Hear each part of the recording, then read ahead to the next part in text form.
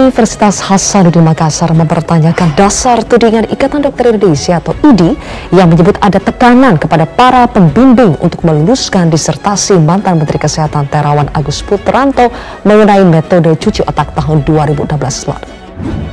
Kan sedikit komentar mengenai disertasi Dr. Terawan itu.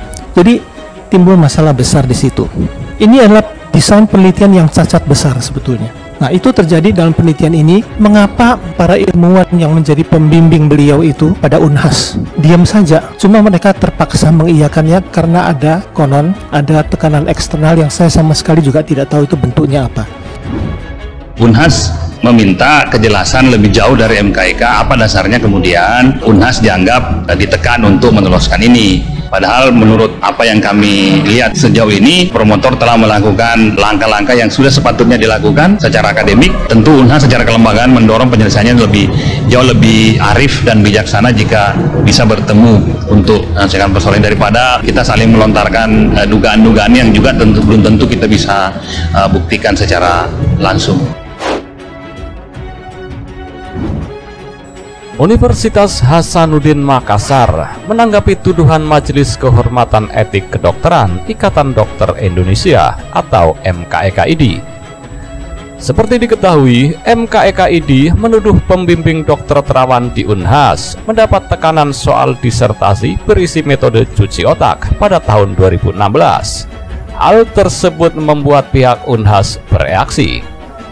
Harusnya MKEK-IDI bisa membuktikan tuduhannya itu, tidak berandai-andai, kata Kepala Subdit Humas dan Informasi Publik Direktorat Komunikasi Unhas, Ishak Rahman, pada Selasa 5 April 2022. Ishak mengatakan harusnya IDI bisa membuktikan bahwa para pembimbing Terawan mendapat tekanan saat melakukan uji disertasi tersebut, sekaligus menyebut siapa nama pihak yang menekan.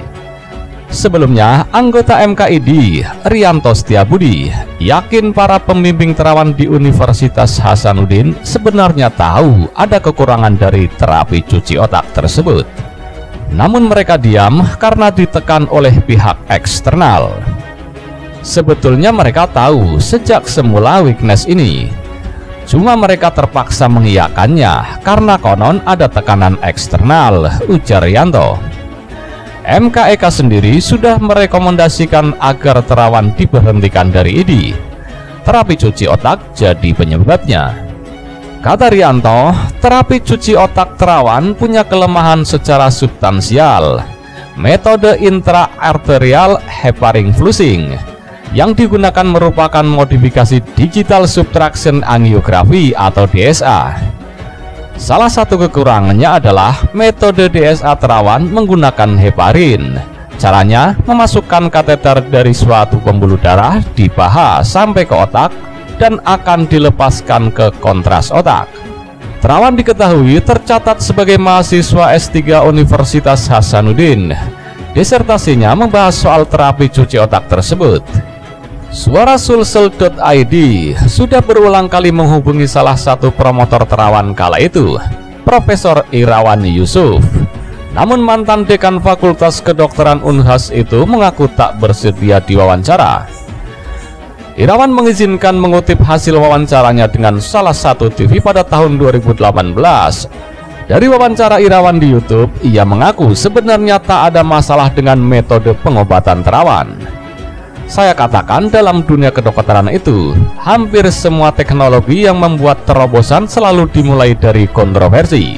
Tapi kontroversi ini harus diselesaikan dengan riset panjang, ujarnya.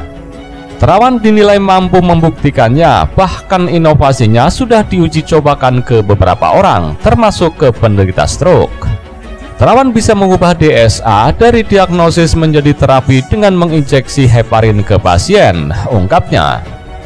Irawan mengatakan dari sudut metode penelitian yang digunakan Dr. Terawan, ini sudah sesuai standar yang digunakan mahasiswa S3 program doktor di Universitas Hasanuddin. Ini hanya sifatnya terkait dengan masalah etik. Di dalam lembaga Ikatan Dokter Indonesia itu ada unsur-unsur yang mempunyai tupoksi yang berbeda. Oke. Dokter Terawan itu spesialis radiologi, gitu ya. Nah, apakah dokter radiologi boleh melakukan terapi endovaskular boleh atas permintaan apa? Dokter saraf atau dokter bedah saraf itu. Jadi dokter saraf, dokter bedah saraf, dokter radiologi boleh melakukan kalau dia mempunyai kompetensi untuk itu. Bubarkan ID itu bukan dari saya, bukan dari Rahmat Handoyo, bukan. Itu suara rakyat, suara trading topik. Kaget, Masya Allah. Itu suara netizen begitu menggelora bubarkan ID. ID nggak mensejahterakan anggota. Orang seenak-enak udelnya aja kok mecat-mecat anggota. Apa yang dilakukan ID? Cariin jalan keluar? Enggak. Dibiarin begitu saja. Kemudian enak-enak mecat-mecat kalau nggak setuju. Bubarin aja ID-nya. Ngapain, orang cuma organisasi profesi kok. Memang di dalam proses berikutnya, karena ada perubahan regulasi terkait dengan Undang-Undang Dikdok tahun 2013 yang mengarahkan menjadi ini adalah exit exam, yang itu kemudian memproduksi kembali. Nah, ini yang memang kemarin menjadi kesulitan bagi kami karena ada hal-hal yang berkaitan dengan regulasi. ID ini kan organisasi profesi, ormas. Sama, kalau saya memandangnya sama dengan seperti serikat pekerja yang memiliki fungsi melindungi anggotanya, memberdayakan anggotanya, kemudian mensupport anggotanya, bukan memecat anggotanya, Nah, kalau dokter-dokter yang masih baru lulus, yang baru dapat izin praktek, kalau kemudian 5 tahun harus membayar iurannya, pertanyaan saya, selama ini anggaran di ID itu untuk apa ya? Hal yang terkait dengan itu menimbulkan melakukan proses etik di internal. Ada berapa dokter? Tahun 2020 kalau nggak salah ada itu sekitar 120.000. Kali berapa juta? Nah, kali 3 juta harus dibayar sekaligus 5 tahun. Pemberhentian permanen sejawat Dr. Terawan Agus Putranto Aspiran sebagai anggota ini. Apa tuh urgensinya? Inilah begono lah begini, repot nih nanti. Maka itu saya udah bilang sama teman-teman, sikap DPR menolak. Tadi buru-buru bener itu. Orang-orang itu betul-betul nol potol kalau kata orang Jawa. Nggak ada hasilnya. Coba deh ngobrol dah. Toh juga nggak bakalan kepake semua tuh. Orang-orang menengah ke atas nggak mau dah. Lalu benarkah pemecatan Terawan oleh ID adalah keputusan yang keliru dan Dokter Terawan memang harus diperjuangkan?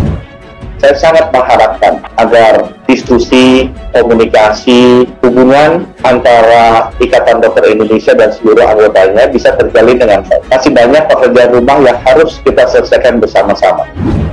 Jadi saya kan mengatakan izin praktik itu menjadi domain negara saja, ketimbang dikasih kepada rekomendasi satu organisasi profesi. Saya kira menurut saya ya, ini lebih bagus konsentrasi dalam perbaikan penguatan dokter.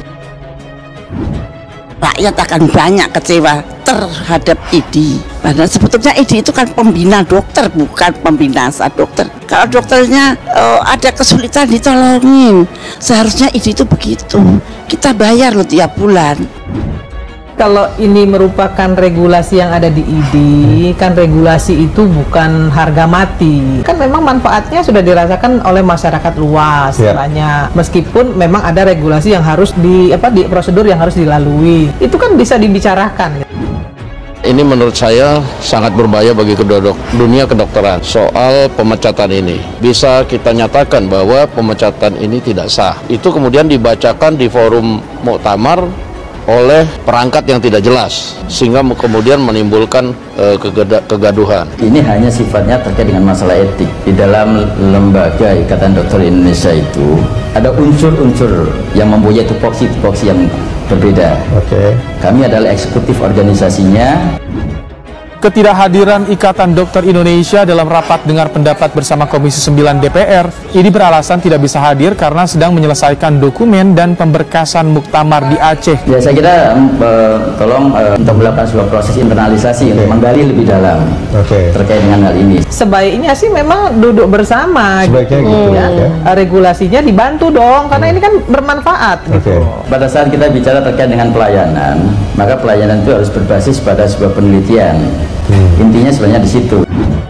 PBID memutuskan untuk memecat Terawan Agus Putranto dari keanggotaan PBID secara permanen. Apa yang menjadi penyebabnya dan apa dampaknya kira-kira bagi Terawan? Kalau kepercayaan atau integritas itu penting, apalagi buat seorang dokter. Kalau kumpulan para dokter sudah tidak diakui lagi integritasnya dan hanya dianggap sebagai mesin pengeruk uang, maka jangan salahkan kalau pandangan masyarakat banyak membela Dr. Terawan yang mereka anggap baik meskipun penelitiannya tidak prosedural.